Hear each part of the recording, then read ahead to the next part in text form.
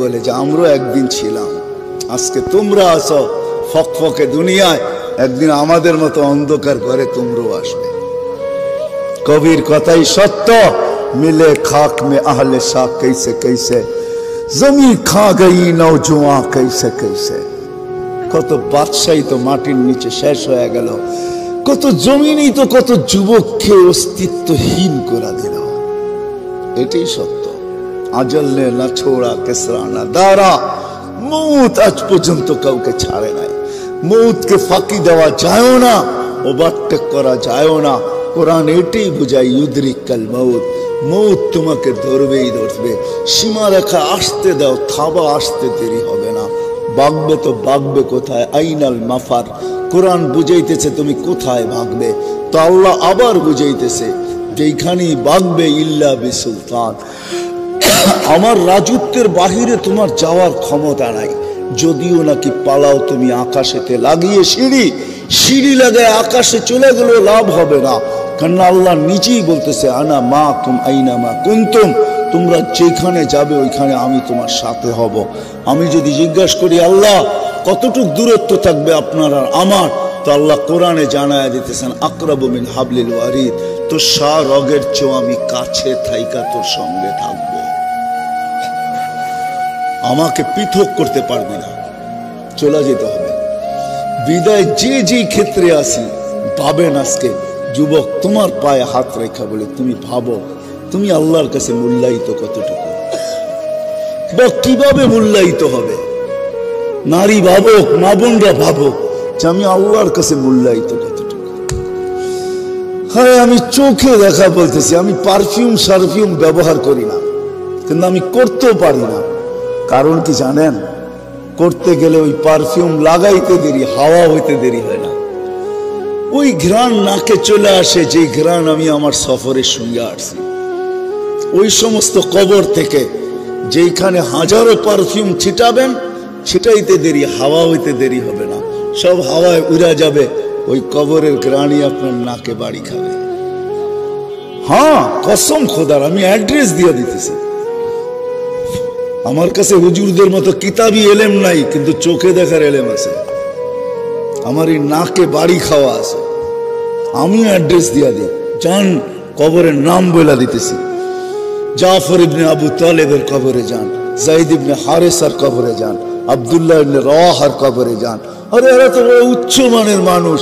যান যান, ফেরাউনের বাড়ির কাজের মহিলার কবরে যান, ওইখান থেকে সুগ্রাণ বাহির হইতেছে। আল্লাহর রসুলকে দাঁড়াইতে বাধ্য করছে। আল্লাহর রসুল জিজ্ঞাসা করছে কতদিন বাহির হবে, বলে ইলা ইয়াউমিল কিয়ামা, কিয়ামত পর্যন্ত বাহির হবে। জর্ডানে এক সাহাবীর কবর আছে, ছিদ্র করা আছে, ছিদ্র করা। যে যায় সেই ছিদ্রের ভিতরে নাক লাগায়, যখন নাক লাগায় বাহির হয়ে আসে, আমার বিশ্বাস কিয়ামত পর্যন্ত আর কোনো পারফিউম আর সুগ্রাণ ওর নাকে সুগ্রাণ মনে হবে না, কেন আমিও দিয়ে আসছি ওইখানে নাক। হ্যাঁ, পাগল বানায় ফেলায় ওই সুগ্রাণ। শুধু শুধু আল্লাহ রসুল বলেন না, ইন্নী আজিদুল রিহা জান্নাত ইয়া জিবরিল হা হুনা, জিবরিল এখান থেকে জান্নাতে সুগ্রাণ পাইতেছি। বলছে এটা সুগ্রাণ না, এটা ফেরাউনের বাড়ির কাজের মহিলার কবর থেকে বাহির আছে। সে নিজেকে আল্লাহর কাছে মূল্যায়িত করছিল, নারী বটে। কোরবানি তাকে অনেক দিতে হয়েছে, ত্যাগ অনেক স্বীকার করতে হয়েছে। ফলে মা নিজের চোখের সামনে দেখতেছে দুধের শিশু মেয়ে জ্বলন্ত জ্বলতেছে। ফেরাউন তেলের ভিতরে পুনা মারছে, টকবকে তেলের ভিতরে দুধের শিশুকে ছেড়া দিছে, হাড্ডি আলাদা, মাংস আলাদা হয়ে গেছে। আর মা দাঁড়ায় দাঁড়ায় দেখতেছিল, চোখে পানি ঝরতেছিল, উপরের দিকে বারবার তাকাইতেছিল, হাতগুলা মাঝে মাঝে উপরে উঠতেছিল। ফেরাউনের সামনে কিছু করার ক্ষমতা তার ছিল না, রাজত্ব তো তারই ছিল, কিচ্ছু করার ক্ষমতা ছিল না তার। শুধু চোখের জলে বুক বাসায় গেছে মা। কিন্তু সন্তানের রূহ উপরে যাওয়ার সময় বলতেছিল চিৎকার দিয়া, উম্মি উম্মি লা তাখাফি, মা ভয় পাস না।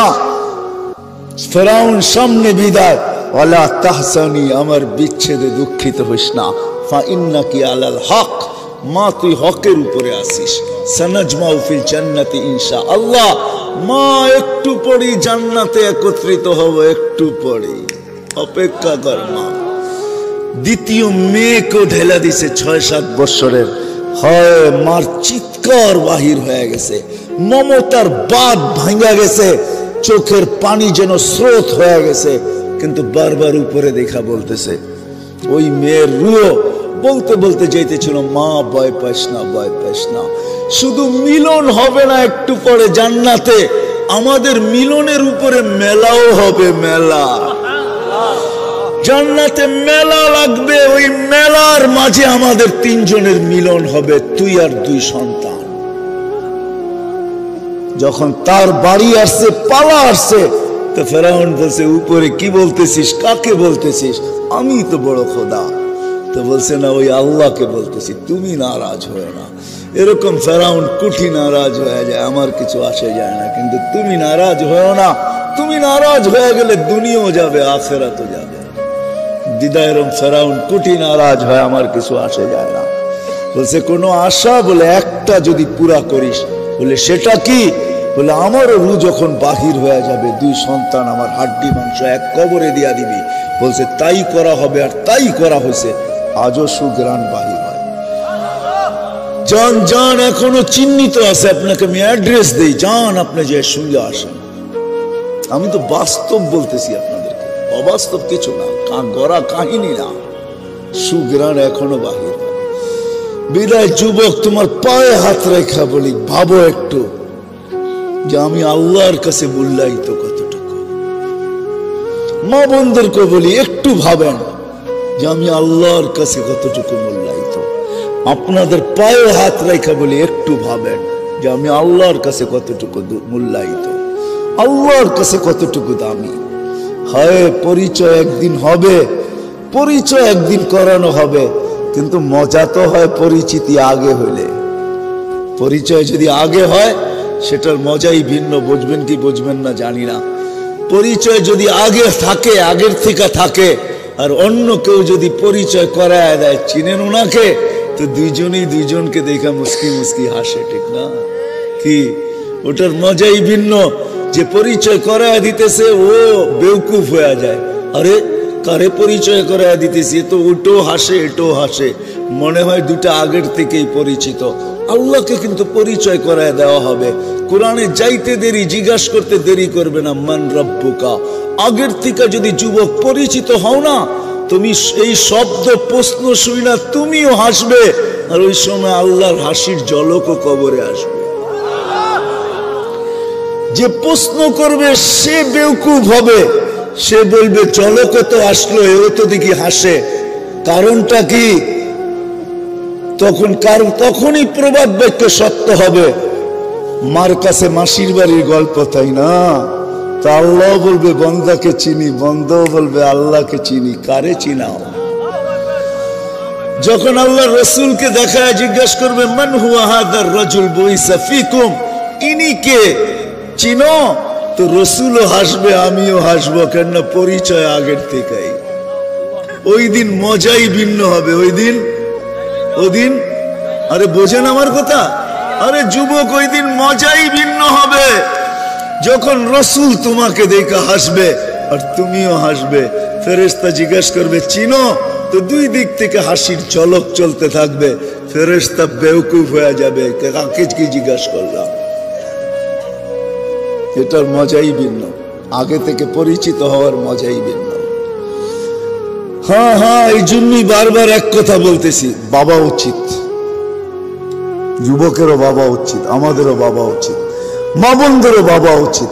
আল্লাহর কাছে মূল্যায়িত কতটুকু, কেননা উনি আমার মালিক, উনার কাছেই আমাকে যেতে হবে, ফাঁকি দেওয়ার কোনো রাস্তা নাই। উনি আমাকে এখন পরিচালনা করতেছেন। শুরুতেই আমি বলছি, আযকুরুকা ওয়া লা তানসানি। আল্লাহ চিৎকার দিয়া বলতেছে, 24 ঘন্টা তোকে সুরক্ষিত করি, যদিও তুই আমাকে ভুলা থাকিস। 24 ঘন্টা। তাইলে এই হাদিসও শুনে দেই, আলা কুল্লা ইয়াউমিন আল বাহরু ইয়াহতা, আলা কুল্লা ইয়াউমিন ওয়াল আরদু তাস্তাযিনু রাব্বা। প্রতিদিন সমুদ্র বলে আল্লাহ অনুমতি দেন না। শুধু আমাদের কানে ধ্বনি দেয় না, আল্লাহর কাছে অনুমতি হচ্ছে, আল্লাহ অনুমতি দেন না। কি করবে? আন আবতালিয়া ইবনা আদম ফি বাতনি, আমি এদেরকে পেটে নিয়ে আনিব, পেটে। আল্লাহ জিজ্ঞেস করে এত রাগ কেন? তো সে লজিক আর যুক্তি দেয়, ইলা মাতা আসবির ও ইলা মাতা আতাহাম্মাল, আমি কতদিন সবুর করব, আর এই বোঝা কতদিন উঠায় রাখবো? বোঝা, মানুষের একটা বোঝা তো না, ওয়েট নাই মানুষের। হ্যাঁ, কতদিন এই ওজন উঠায় রাখবো? আর শুধু তার ওর অস্তিত্বের ওজন না। রাগ হয় না যুবক, তোমাদের পায়ে হাত রাখে। আমি তোমাদের মেমোরি গুলা ঘাটতে চাই না, তোমরাই বলো তোমাদের মেমোরিতে কি না আছে, মোবাইলের মেমোরিতে কি না আছে, বলো তোমাদের ফেসবুকে কি না আছে, বলো তোমাদের নেট কি জিনিস না দেখায়। সারা রাত্র নেটে ঘুরতে থাকো, কোনোদিন ভাবছো যে আমি দেখতেছি এই সময় যদি মালাকুল মউত আমার বুকে হাত রেখা দেয়? ভাবছো কোনোদিন? না, পারে না। না তোমার দরজা ভেদ করতে পারবে না, না তোমার সিসি ক্যামেরার বেষ্টনীকে ফাঁকি দিতে পারবে না। হায় হায় হায় হায়, জমিন বলে একা যদি হইতো তাও হইতো 24 ঘন্টা গুনাহ করে, তাসি লাইলাম ওয়া নাহারা, রাত দিন গুনাহ করে, আর আমি বোঝা উঠায় রাখি। তারপর আমার বুকে ইয়ামশি মারহা, আমার বুকে সিনা টান করে চলে। মাথা নোয়ায় যদি চলতো, লাজুকতার সাথে যদি চলতো, তাওয়াজু যাকে বলে, হায় হায় চুরি চুরি সিনা চুরি, সিনা টান করে চলে। আমি কতদিন সহ্য করব? বলো আমাকে মালিক, বলো বলো, আমাকে অনুমতি দাও, আমি পেটে নিয়ে আনি। যুবক শুধু জমিন বলে না, আলা কুল্লা ইয়াউমিন ওয়াল বাহরু ইস্তাযিনু রাব্বা, প্রতিদিন সমুদ্র বলে আমাকে অনুমতি দেন না। আন উগরিকা ইবনা আদম ফি কারি, ফেরেশতারা বলে আল্লাহ আমি কতদিন পাহারা দিব? হয় বুঝবেন কি বুঝবেন না জানি না, আপনাদের দিলে রেখাপাত করবে কি করবে না জানি না। প্রতিদিন 20 জন ফেরেশতা আমাদেরকে পাহারা দেয়। নাইট শিফটে 10 জন, ডে শিফটে 10 জন, দিনে 10 জন, রাত্রে 10 জন, এক্সট্রা সিকিউরিটি গার্ড দেয় আল্লাহ আমাদেরকে। 10 জন করে 20 জন ফেরেশতা। মুসিবত যখন আসে, ফেরেশতা আল্লাহকে জিজ্ঞাসা করে আল্লাহ বাঁচাবো? তো আল্লাহ চিৎকার দিয়া বলে ইহফাজ, তাড়াতাড়ি বাঁচা। তো মৌতের জায়গার থেকে বাঁচায় নিয়ে আসে। হায় হায়, প্রত্যেকের জীবনে এরকম পর্ব হবে যে মৌতের হাত থেকে বাঁচা আসছি, অনেকবার বাঁচা আসছি। এরকম পর্ব কি আমাদের জীবনে হবে না? কে বাঁচায় নিয়ে আসছে? আল্লাহ ফেরেশতাদের মাধ্যমে বাঁচায় নিয়ে আসছে। আর যেদিন বাঁচার হয় না, আল্লাহর হুকুম আসে বাঁচায়ও না, এই এলাকায় পাওয়া যাবে হাঁটু পানির ভিতরে ডুবা মরা গেছে। আমি জানি এই এলাকার পুষ্কুনি গুলাতে পানি পুরা বৎসর থাকে না। এই সামনের দিন আসতেছে, চৈত্র বৈশাখে আসলে পানি তলায় চলে যাবে, ঠিক না? কি বলেন? এগুলা দক্ষিণ অঞ্চলের পুষ্কুনি না যে সারা বছর পানি থাকবে। এটা তো কলাতিয়ার রুইতপুরের পুষ্কুনি, বৎসরে একবার তলা দেখা যায়, ঠিক না? ঠিক না? ওই তলা পানিতে ডুবা মারা গেছে এরকমও শত শত পাওয়া যাবে এই এলাকায়, ঠিক না? ফেরেশতা দিয়ে আল্লাহ সুরক্ষিত করে। ফেরেশতা বলে অনুমতি দেন না আমাদেরকে, কিন্তু সবার কোরবান জাম আল্লাহর উপরে। আল্লাহ তো আল্লাহ, আল্লাহ তো আল্লাহ। হায় হায় হায় হায়, সারা দুনিয়ার মার মমতা এক করলো, প্রত্যেক বান্দাকে এর চেয়ে 70 গুণ বেশি আল্লাহ ভালোবাসে। যার কারণে আল্লাহ জবাব দেয়, ইনকান আবদুকুম ফাশানুকুম বিহ, বন্দা তোমাদের হইলে যার মনে যা চায় করতে পারো। ইনকান আবদি, যদি বন্দা আমার হয়, খবরদার যদি চোখ উঠায় দেখলা খুলা ফেলবো চোখ। ইন আতানি লাইলান কাবিলতু, ইন আতানি নাহারান কাবিলতু, রাত্রে ফিরে আসলে আমি বুকে জড়ায় নিব, দিনে ফিরে আসলে আমি বুকে জড়ায় নিব। ওমান আদামু মিন্নি জুহদাম ওয়া কারামা, আমার চেয়ে বড় দাতা কেউ নাই। বরং একটু আগে বলছে ইয়াবসুতু ইয়াদাহু লাইলান হাত্তা ইয়াতুবু মাসিআন নাহার। ও যুবক, কেমনে বুঝাবো আমি তোমাদেরকে? দুনিয়ার মানুষগুলা শাস্তির আওতায় আনার জন্য প্রশাসনিক লোকেরা ডেলি পৃষ্ঠা দেখতে থাকে কার বাড়িতে আজকে যাওয়া যায়, কাকে ট্র্যাক করে কোথায় পাওয়া যায়, কি করে ওরে হাত করা পড়ানো যায়, কি করে ওকে বেড়ি পড়ানো যায়, কি করে ওরে আইনের আওতায় আনা যায়, কি করে ওকে শাস্তি দেওয়া যায়।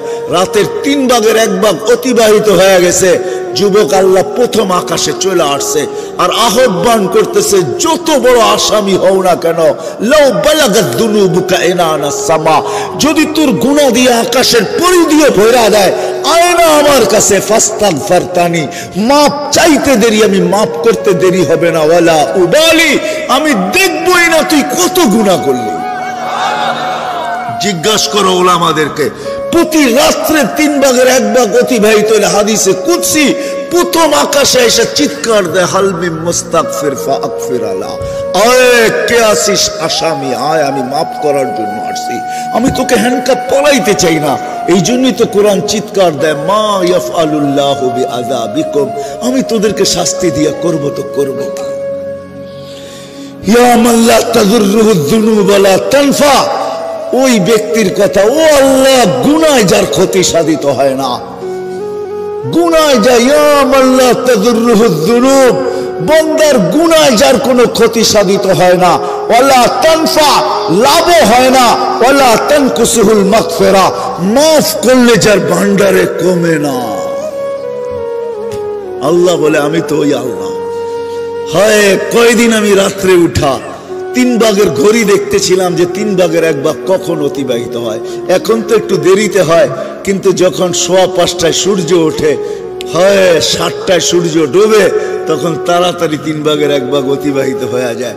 ওই সময় উঠে আমরা কয়জন বলছি, আল্লাহ দুনিয়াওয়ালারা তো তালাশ করে কানুনের আইনের আওতায় আনার জন্য, তুই বলে মাফ করার জন্য তালাশ করিস, তো আমি হাত উঠায়া দিয়া চলে আসলাম।